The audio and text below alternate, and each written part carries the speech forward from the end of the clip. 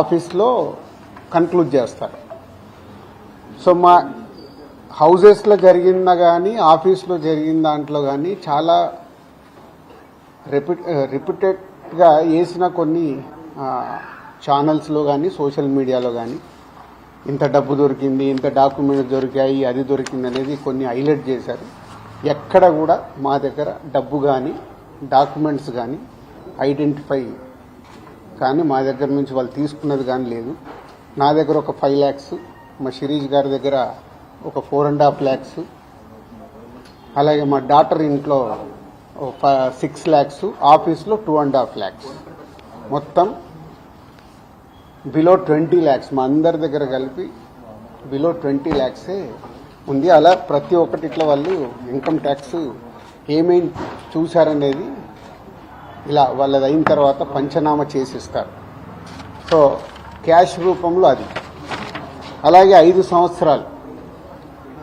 సంవత్సరాల నుంచి మేము ఎక్కడ ప్రాపర్టీస్ కానీ వేరే దాంట్లో ఇన్వెస్ట్మెంట్ చేయడం కానీ ఎక్కడ ఏమీ జరగలేదు.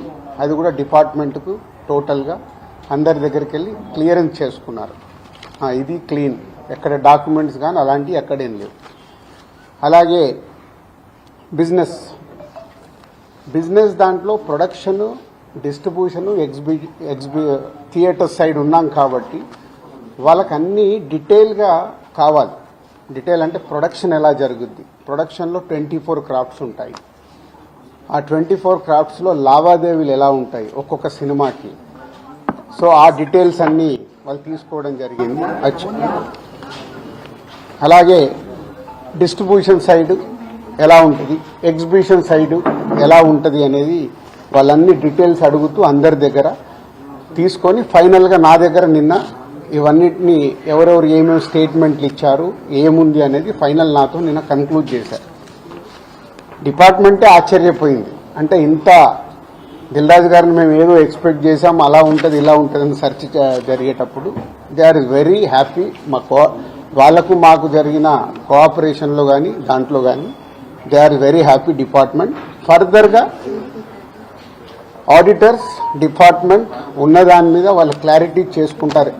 అన్ని బుక్స్ ఆఫ్ అకౌంట్స్ కరెక్ట్గా ఉన్నాయా, ఇవేమున్నాయి లాస్ట్ 5 years అని అవన్నీ వాళ్ళు చేసుకొని కన్క్లూడ్ చేస్తారు. ఇదైపోతే మా మదర్ది, అమ్మకి 19th రోజు కాఫ్ కోల్డ్ ఎక్కువైంది. 19th అయిన తర్వాత ఇంట్లో వెళ్ళేసి ట్రీట్మెంట్ తీసుకొని వచ్చి ఇంట్లో ఉన్నారు. సడన్గా కాఫ్ ఎక్కువ అవుతే ఇమీడియట్లీ హాస్పిటల్కి పంపించాం. దానికి ఎవరో కొందరు హార్ట్ అటాక్ అని ఇంకేదో అయిందని రకరకాల న్యూస్లు క్యారీ చేస్తారు. She very fine.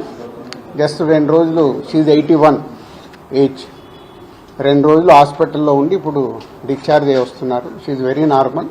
Lungs infection కొంచెం పెరగడం వల్లే కాఫ్ వచ్చింది, దానికి ట్రీట్మెంట్ తీసుకొని వస్తున్నారు. సో దయచేసి నేను మీడియా వారిని 4 రోజులు జరిగింది కానీ ఇది కానీ మీకు తెలిసిందో తెలియందో హైలైట్ చేసుకుంటే వేయకండి. నేను ఎప్పుడు రిక్వెస్ట్ చేస్తుంటాను. అంటే ఇప్పుడు నా మీద మీకు ఎంత క్యూరియాసిటీ ఉంటుందో ఒక సెలబ్రిటీగా, అలాగే చాలామందికి అది ఉంటుంది.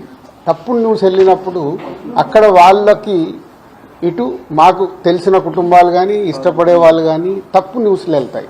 దయచేసి మళ్ళీ నేను ఎప్పుడు చెప్పేదే మళ్ళీ చెప్తున్నాను, తప్పుడు న్యూస్ని బయటికి తీసుకెళ్ళకండి. Okay, thank you.